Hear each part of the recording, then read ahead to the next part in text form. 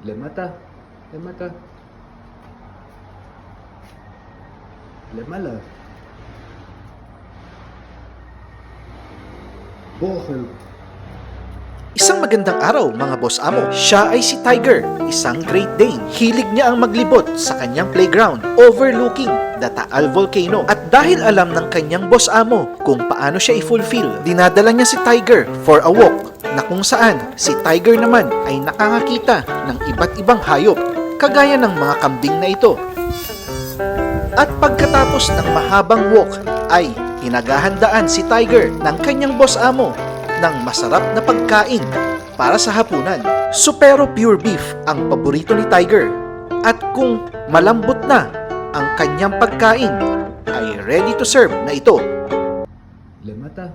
Le mata. Le mala. Bochel. Salamat sa ating boss amo na si Sir J. Espinas. Salamat dahil alam mong i-fulfill ang iyong aso na si Tiger. At salamat din sa pagtangkilik sa supero. Yun lang po sa ngayon at maraming salamat sa panonood.